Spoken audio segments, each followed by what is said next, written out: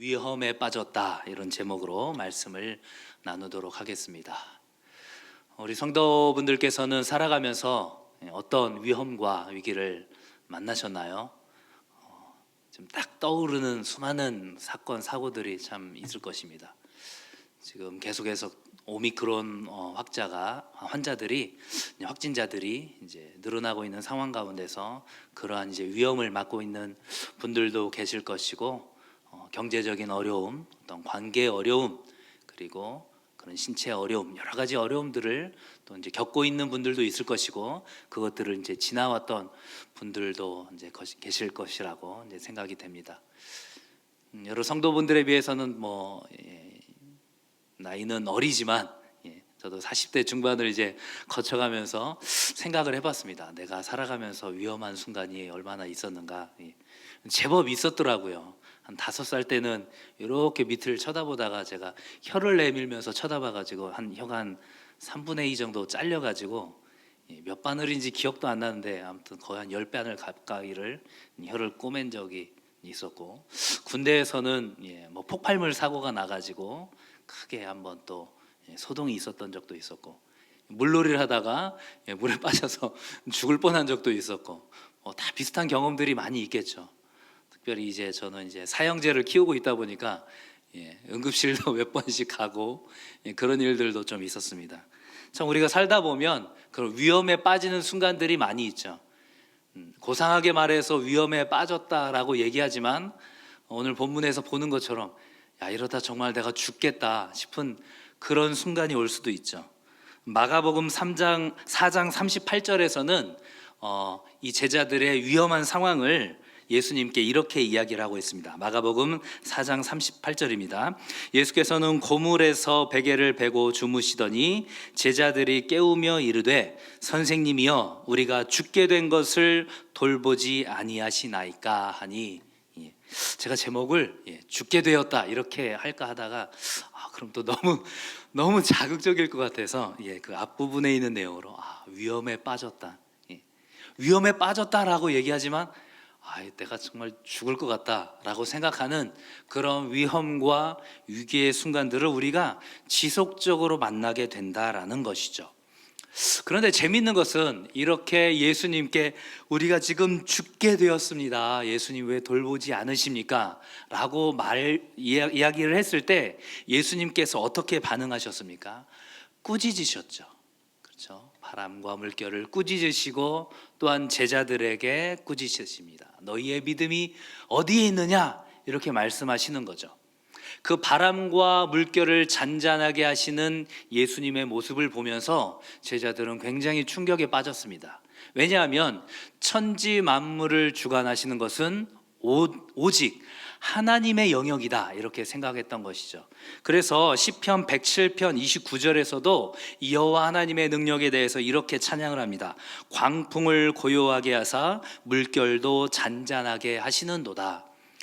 예수님께서 지금까지 수많은 기적과 이적을 행하신 것들을 보았지만, 이 자연 만물을 주관하시는 예수님의 모습을 보면서 뭐라고 얘기합니까? 그가 누구이기에 바람과 물을 명하여 순종하게 하는가? 결국은 예수님께서 정말로 그 하나님의 권위가 있다라는 것들을 실제로 목격하는 그런 사건이었다라는 것이죠. 결과론적으로 봤을 때 이 바람과 물결을 잔잔하게 하는 이 일은 예수님의 그 섭리, 하나님의 그 섭리 가운데 이미 예정되어 있다라는 것들을 우리는 생각할 수 있습니다. 그럼에도 불구하고 실질적으로 우리가 살아갈 때도 그런 위험과 위기의 순간에서는 당황하게 되는 것이죠. 이 당황하는 제자들의 모습을 보면서 우리의 모습과도 너무나도 닮아 있구나 라는 것들을 우리가 생각해 보게 됩니다. 결국은 이 문제는 예수님께서 단순히 어떤 실수가 아니라 너희들의 믿음에 대한 문제이다 라고 이야기를 해주시는 거죠. 그리스도인들은 어떠한 상황 속에서도, 어떠한 위험과 정말로 내가 죽을 수도 있겠구나 라는 그런 위기와 위험의 순간에서도 절대 동요하거나 흔들리면 지금 안 된다라는 것이죠. 아니 목사님, 죽게 된 상황에서 어떻게 마음이 흔들리지 않을 수 있습니까? 라고 묻는데 예수님은 지금 어떻게 하시는 거예요? 너희 믿음이 어디 있느냐 물어보시는 거예요. 왜 그럴까요? 그리스도인이기 때문에, 세상 사람이 아닌 그리스도인이기 때문에 그런 위험한 상황 가운데서 우리의 마음이 흔들린다라는 것은 결국은 무엇을 반증하는 것입니까? 내가 예수님을 믿지 못하고 있구나. 내가 나와 동행하고 있는 하나님의 존재를 망각하고 있구나 라는 것들을 증명하는 것이기 때문에 그래서는 안 된다라는 것이죠. 그러면 우리가 또 질문할 수 있겠죠. 아니, 그것이 어떻게 가능합니까? 정말로 이 절체절명의 위기의 순간에, 위험에 빠진 그 순간에 내가 어떻게 나의 마음이 흔들리지 않고 주님을 바라볼 수 있겠습니까? 라고 우리가 질문할 때 예수님께서는 그 믿음의 문제에 대해서 오늘 이 내용을 통하여서 우리에게 이야기하시는 것들이 있습니다. 그래서 오늘은 이 사건을 통하여서 우리가 너무나도 잘 알고 있는 이 바다와 물결을 잔잔하게 하신 이 사건을 통하여서 예수님께서 말씀하시는 이 믿음에 대한 것들에 대해서 한 3가지 정도를 이야기를 해보고자 합니다. 첫 번째로 우리가 이 본문을 통해서 생각해 볼 수 있는 것은 바로 믿음은 반드시 시험을 거치게 되어 있다라는 것입니다. 옵션이 아니라 필수라는 거죠. 우리가 믿음의 연단을 위하여서 하나님께서는 반드시 그 시련의 과정을 우리에게 주신다라는 것입니다. 우리가 잘 알고 있는 것처럼 초대 교회는 로마의 극심한 탄압을 받았죠. 그러한 가운데 베드로 사도는 초대교회 성도들에게 권면을 합니다. 그 수많은 고난과 핍박과 박해 가운데서 너희들이 잠시 근심하고 걱정할 수밖에 없지만 오히려 이것을 기뻐해라. 왜냐하면의 이유를 베드로전서 1장 7절에서 이렇게 말씀하고 계십니다. 베드로전서 1장 7절입니다. 같이 한번 읽어볼까요? 시작. 너희 믿음의 확실함은 불로 연단하여도 없어질 금보다 더 귀하여 예수 그리스도께서 나타나실 때에 칭찬과 영광과 존귀를 얻게 할 것이니라. 아멘. 그 믿음의 확실함을 불로 연단하여도 없어질 금보다 더 귀하게 만드시겠다라는 것입니다. 우리의 믿음의 성장을 위하여서, 하나님께 더욱더 가까이 나가기 위하여서, 영적인 성장과 성숙을 위하여서 반드시 이러한 시련과 시험을 거치게 하신다라는 것입니다. 출애굽 백성들이 가나안 땅으로 갈 때 광야를 피할 수 없었던 것처럼 우리의 믿음의 여정 가운데서 이 시험은, 이 고난과 위험은 피할 수 있는 것이 아니라는 것입니다. 그렇기 때문에 야고보 사도는 오히려 어떻게 얘기합니까? 야고보서 1장 2절에서 내 형제들아 너희가 여러 가지 시험을 당하거든 온전히 어떻게 여기라? 기쁘게 여기라는 거죠. 참 이것이 어떻게 가능할까 싶지만 우리에게 시험이 다가왔을 때, 우리에게 고난과 위험의 순간이 다가왔을 때 나의 믿음의 성장을 위한 하나님의 섭리의 과정이 또 나에게 나에게 오는구나 라는 것들을 생각하라는 것입니다.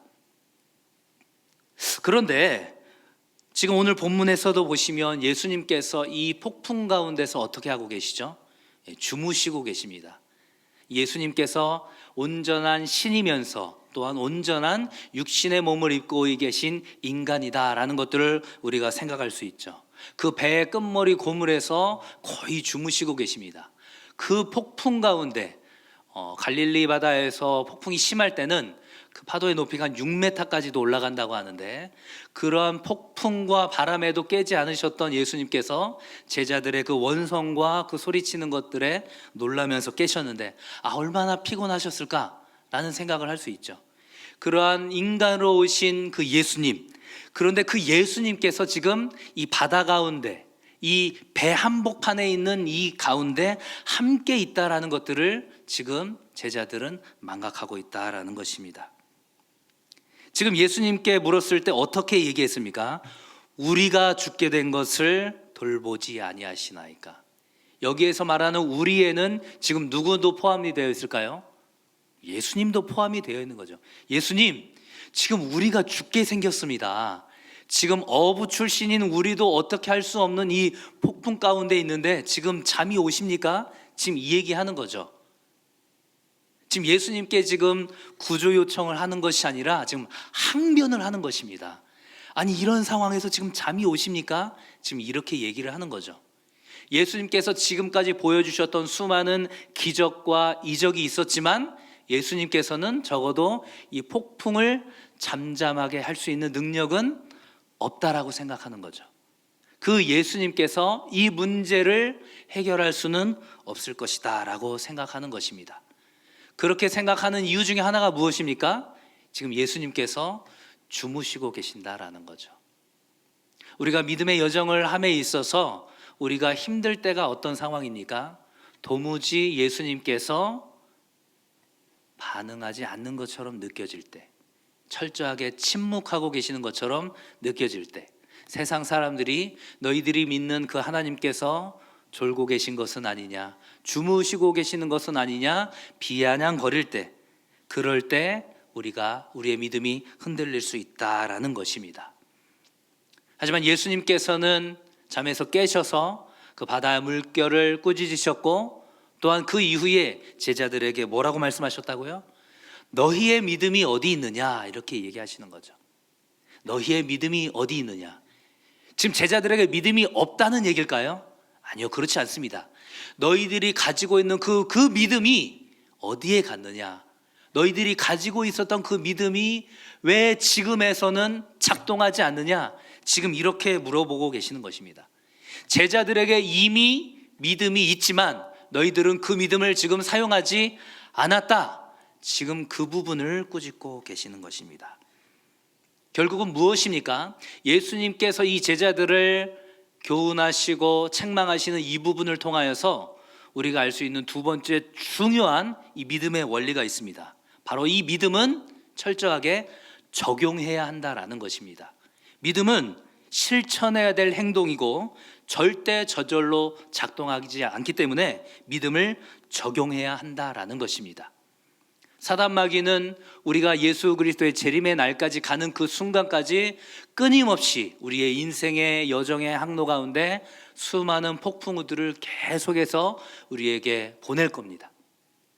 오늘 본문에서 예수님께서 바람과 물결을 꾸짖으셨다고 했을 때, 이 꾸짖었다라는 표현은 예수님께서 귀신들을 내어 쫓으시면서 꾸짖으셨을 때 했던 그 헬라 원어와 동일한 언어입니다. 결국은 영적인 의미에서 보면 이 폭풍은 제자들을 유혹하기 위하여서, 제자들을 낙심하기 위하여서 자연만물을 이용했던 사단마귀의 권세라고도 우리가 생각할 수 있는 것입니다. 예수님께서는 제자들의 마음을 흔들어 놓은 그 사단마귀의 그 간계를 또한 꾸짖으시는 것이죠. 결국은 우리에게 닥쳐오는 그 인생의 폭풍 가운데 우리가 어떻게 해야 하는 것입니까? 우리의 마음의 그 주도권을 사단마귀에게 절대 뺏기지 않아야 한다라는 것입니다. 우리 젊은 친구들 말로 정말로 힘든 상황, 정말로 고난과 고통과 위험의 상황 가운데서 멘탈이 붕괴되는 멘붕의 상황에 빠지지 않아야 된다라는 거죠. 그런 공황 상태에 빠지지 않게 우리의 믿음을 적용해야 한다라는 것입니다. 사단마귀는 철저하게 우리의 눈앞에 있는 현실을 통하여서 우리의 믿음을 왜곡하게 만들죠. 지금 이 상황을 보아라. 너희들 어부 출신이잖니. 어부인 너희들도 지금 도저히 어찌할 수 없는 이 폭풍 가운데 있다. 그리고 이 폭풍을 지금 예수님께서는 어찌할 수 없다. 주무시고 계시는 걸 봐라. 너희들은 곧 죽게 될 거다. 그런 상황들을 계속해서 만드는 거죠. 그때 어떻게 하라는 겁니까? 그래, 사단마귀 네가 하는 얘기가 맞다. 나의 눈앞에 펼쳐지는 그 상황이 맞다. 그 다음에 어떻게 하라는 겁니까? 하지만 그러나 그 단서를 붙이라는 거죠. 하나님은 절대 우리를 그냥 죽게 내버려 두실 분이 아니다. 지금보다 상황이 더 나빠질 수도 있겠지. 그럴 수도 있어. 하지만 하나님께서는 그냥 그렇게 내버려 두실 분이 아니야. 왜냐고? 하나님은 선하신 분이시기 때문에. 우리가 주일 설교에서 영어로 고백했던 것처럼 God is good all the time. All the time God is good. 하나님은 선하신 분이시기 때문에 나의 이 모든 상황들을 그냥 두실 리가 없다. 이렇게 이야기하라는 것입니다.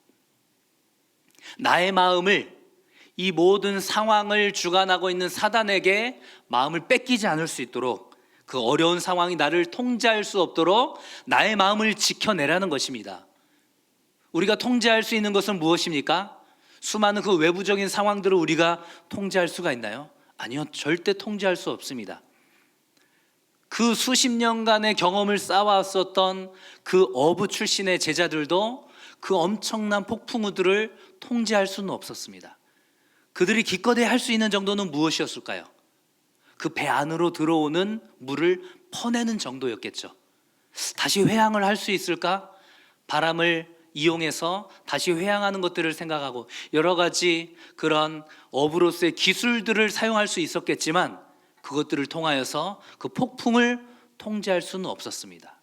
우리 역시도 마찬가지죠. 우리의 외부적인 상황들을 우리가 통제할 수는 없습니다. 하지만 그럼에도 불구하고 우리가 통제하고 우리가 지켜내야 할 것은 무엇입니까? 바로 우리의 마음과 생각과 중심이죠. 사단 마귀가 나 육체의 부분을 통제할 수 있어도, 나의 외부적인 상황을 통제할 수 있어도 나의 마음만큼은 지켜내겠다라는 그 마음으로 나아가는 거죠. 지금의 현실은 너무나도 힘들고 위험에 빠진 상황이지만, 하지만 나의 마음은 너에게 뺏기지 않겠다. 그렇게 지속적으로 훈련하고 믿음을 적용하는 그런 부분들이 필요하다라는 것이죠. 그리고 그런 원칙들을 내 자신의, 내 개인의 삶으로 적용해 가자라는 것입니다. 우리 성도분들도 지금까지 살아온 그 수많은 시간들을 한번 생각해 보시기 바랍니다. 그때 정말 내가 죽을 뻔했지. 내가 정말로 위험에 빠졌었지. 하지만 어떻습니까? 그 에베네셀의 하나님께서 지금까지 우리를 지키셨잖아요. 지금까지 우리를 돌보셨잖아요. 그 과거에 지키신 그 하나님께서 지금도 지키고 계시고, 그리고 또한 장래에도 지키실 것이다 라는 그 믿음을 우리에게 적용하자라는 거죠. 이것보다도 더 힘든 상황이 있었지만 하나님께서는 나의 삶을 지키셨다.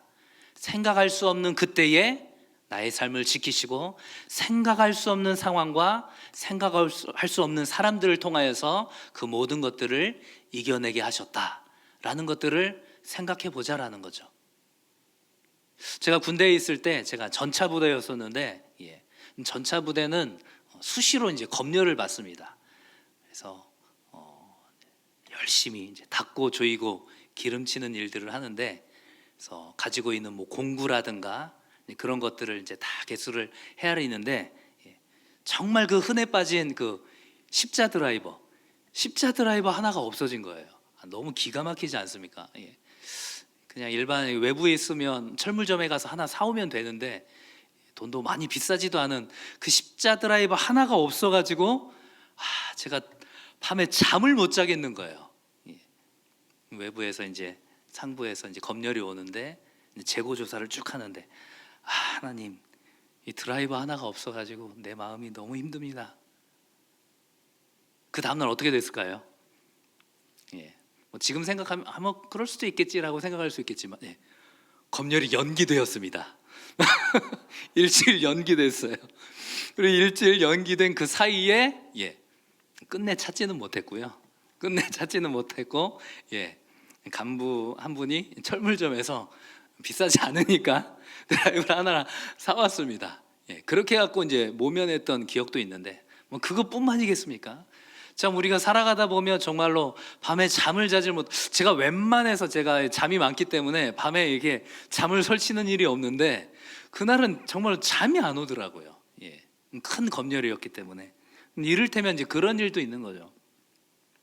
제 큰아들, 지금 9살 된 이제 큰아들이 대형마트에 한번 갔다가 잠시 한눈을 팔다가 엄마를 잃어버렸습니다.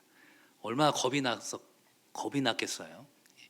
눈물이 쑥 날라고 하는데 순간적으로 예수님이 도와주신다고 했지, 예수님 도와주세요 라고 기도를 끝마치자마자 엄마가 갑자기 없었던 데서 갑자기 나타났답니다. 그래서 예수님 정말 도와주시는구나, 어린 마음에 그렇게 생각을 했다고 하는데, 우리의 마음이 어려워지는 것은 무엇일까요?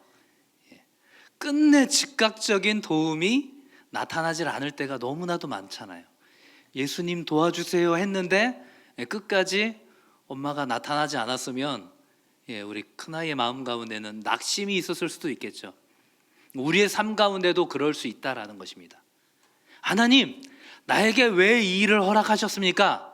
라고 우리가 끊임없이 질문하고 싶은 마음이 정말 여기까지 찾아오는데, 우리가 그리스도인이라면, 우리가 믿음의 사람이라면 어떻게 해야 된다라는 거예요? 그런 질문 하면 안 된다라는 거죠. 왜요? 믿음에는 반드시 시험과 시련을 거치게 되어 있고, 이것들을 통하여서 하나님께서 하시고자 하고 싶은 일들이 있기 때문에, 그 하나님의 섭리를 의심하는 표현이기 때문에 그런 표현을 하지 말자라는 거죠. 그래서 사도 바울도 로마 교회에 보낸 편지 가운데서 어떻게 이야기합니까? 우리가 너무나도 잘 아는 표현이죠.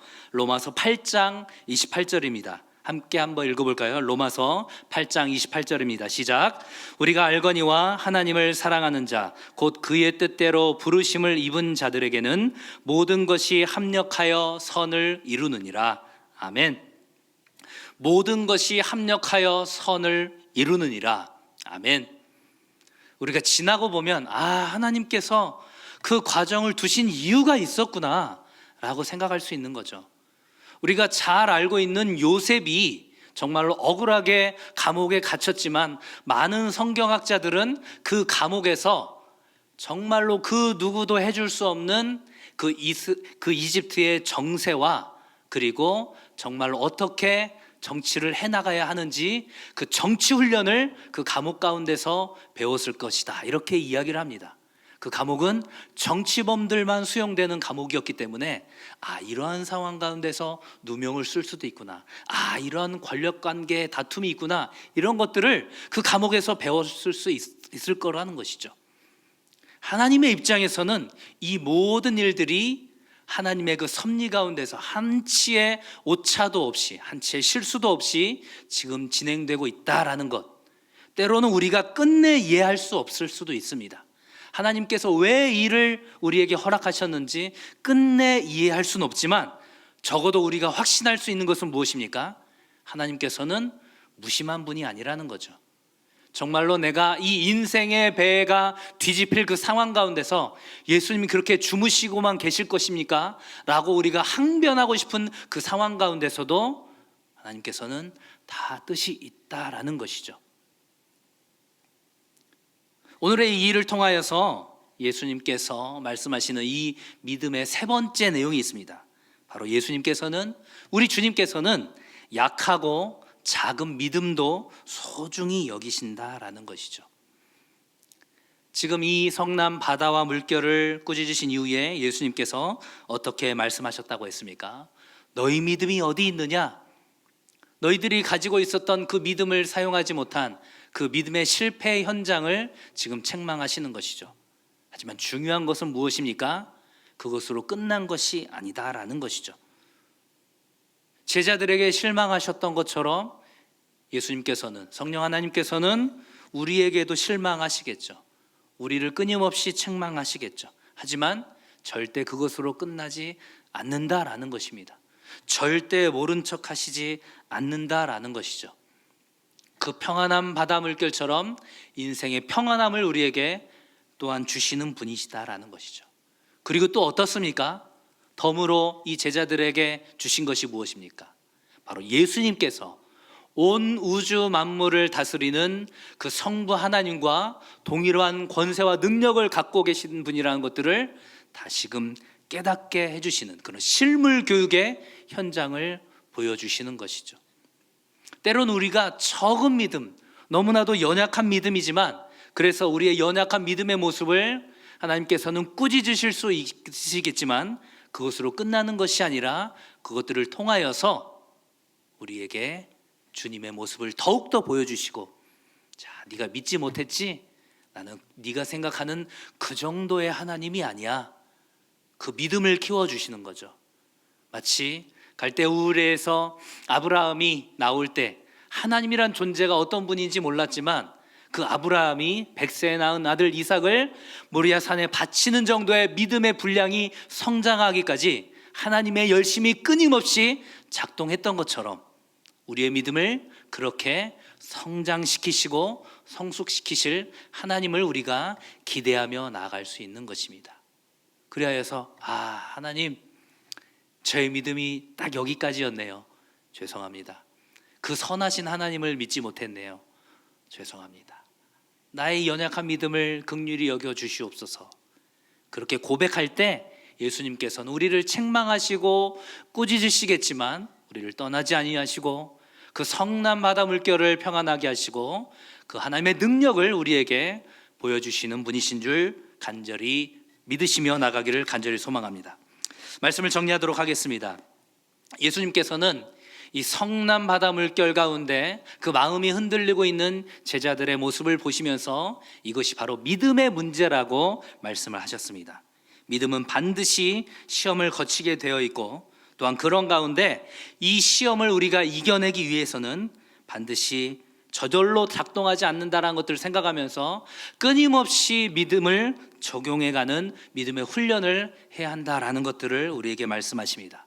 그래서 어려운 상황들이 우리를 통제할 때 우리의 마음과 생각과 중심은 통제당하지 못하도록 하나님의 그 언약의 말씀을 기억하면서 선하신 하나님은 언제나 선하신 분이시다라는 것들을 우리가 날마다 고백하면서 합력하여 선을 이루시는 그 하나님께서 이 모든 것들을 지금 그냥 내버려 두시지 않는다라는 것들을 우리가 믿음으로 고백하면서 반응할 수 있기를 소망합니다. 아울러서 우리의 약하고 작은 믿음까지도 하나님께서는 소중히 여기시면서 우리를 예수 그리스도의 그 재림의 날까지, 심판의 날까지 그렇게 인도하시고 그렇게 나아가실 것이라는 것들을 믿으며 나아가기를 주님의 이름으로 간절히 축원합니다.